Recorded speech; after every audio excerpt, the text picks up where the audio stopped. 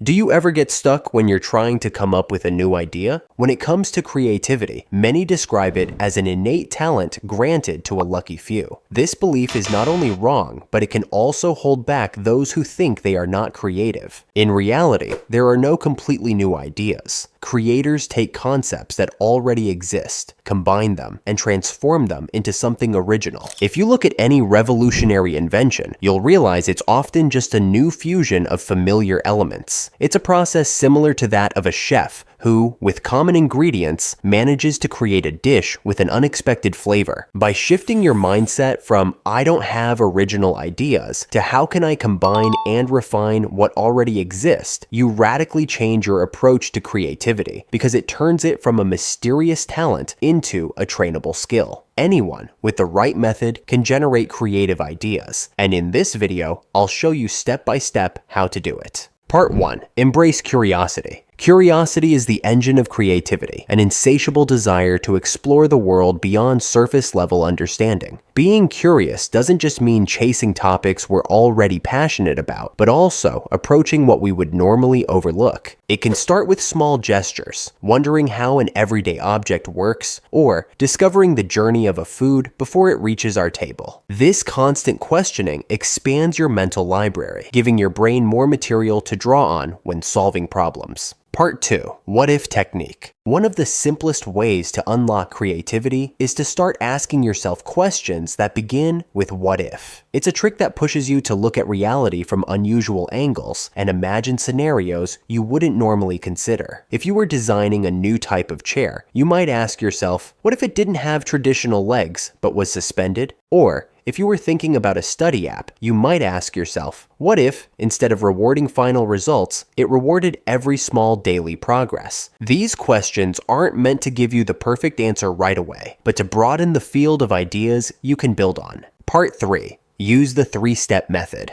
Sometimes it feels hard to come up with a good idea, but by following a clear process, it becomes much simpler. The 3-step method I'm about to show you combines 3 powerful techniques, one for generating, one for organizing, and one for transforming, and helps you move from nothing to an original idea. This model can be applied to any kind of idea, whether you want to write a novel or come up with an innovative business concept. Step 1. Brainstorming. The first step is to produce as many ideas as possible. You start from a topic or problem you want to solve and write down any thought that comes to mind, even if it seems strange or unrealistic. At this stage, quantity is what matters most, because the more ideas you generate, the higher the chance you'll find a good one. Let's say you have a gaming channel and you're looking for an idea for a new video. Start by writing down in a notebook every single idea you can think of. The key is not to stop and judge whether the idea is good or not. You just need to create a long list of different starting points. Step 2. Mind mapping. Once you've gathered a lot of ideas, it's time to organize them. Write Minecraft video in the center of a page. Then draw branches for categories like types of videos, game modes, style. Under each branch, write down more specific ideas related to that category. Under types of videos, you might put creative builds, redstone tutorials, hardcore challenges. Under game modes, you could write survival, creative, custom adventures. This helps you see how ideas connect and which combinations might work best together. Step 3. Transform and improve ideas. Now take your most promising ideas and try transforming them using the Scamper technique. This means applying 7 actions to an idea to look at it from new perspectives. You might ask yourself, can I replace something?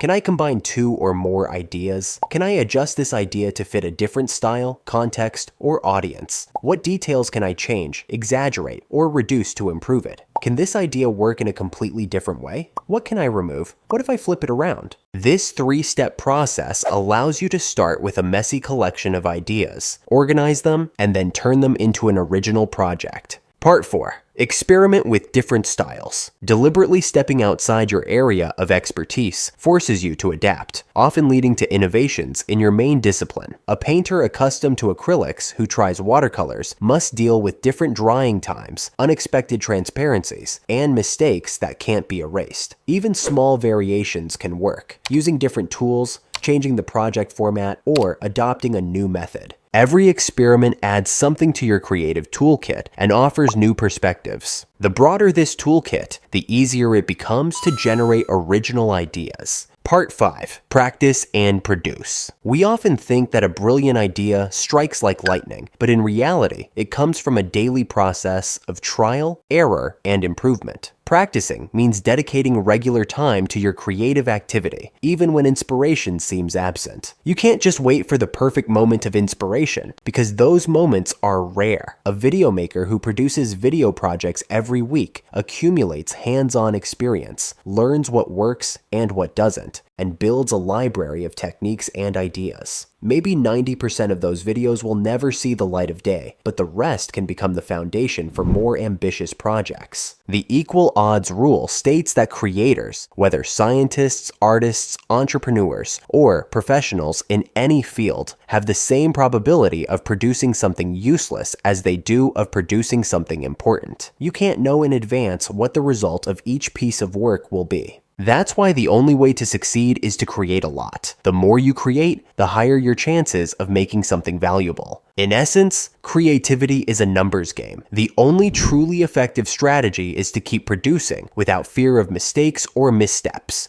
Thanks for watching this video, and I'll see you next time.